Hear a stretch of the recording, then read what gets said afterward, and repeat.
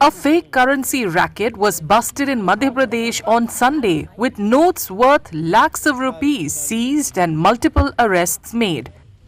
The racket was operating out of major cities including Bhopal, Ratlam and Khandwa.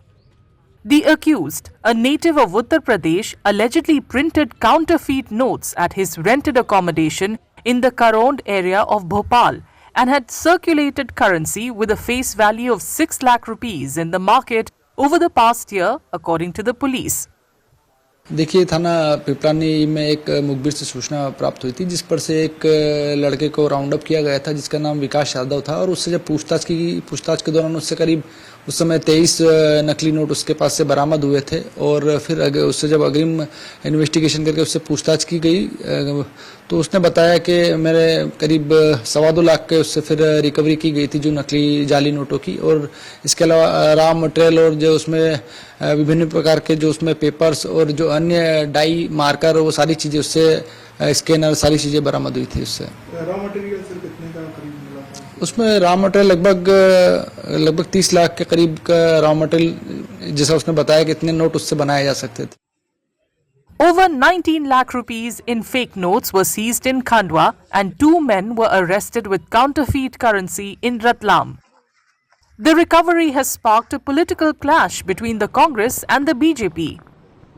नहीं, बात यह है कि मध्य प्रदेश में तो कानून व्यवस्था कुछ बची नहीं है।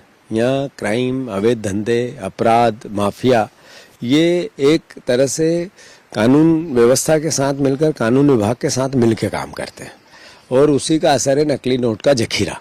जो ड्रग्स, जो अवैध शराब, जो अवैध नशा मध्य प्रदेश में बिकता है, उसमें नकली नोटों का जखीरा एक तरह से दोनों के गठजोड़ को बताता है, और इसकी जिम्मेवारी गृह मंत्री और मुख्यमंत्री के पास है। इसका मतलब है एनसीआरबी के आंकड़े सही है जो बार बार ये कहते हैं कि मध्य प्रदेश का गृह विभाग नाकारा है। The BJP rejected the allegations, saying the crackdown itself shows that the administration is acting decisively. ये प्रशासन ने ही उनकी जानकारी पर इस पर सख्त कार्रवाई की है, जो दोषी उन पर कार्रवाई होगी, और ये भी सुनिश्चित किया जाएगा कि ऐसा कहीं भी किसी भी तरह के अनैतिक कार्य ना हो। मुझे लगता है कि कांग्रेस केवल झूठ और फरेब की राजनीति को आगे बढ़ाना चाहती है। यदि ऐसे लोग पकड़ाए तो किसने पकड़ा? पुलिस ने पकड़ा ना। यदि किसी का संरक्षण होता तो फिर पकड़ाते क्यों? The accused reportedly targeted small grocery stores and pan gudka shops in the outskirts of the city. A case has been registered against the accused under relevant provisions of the Bharatiya Nyaya Samhita.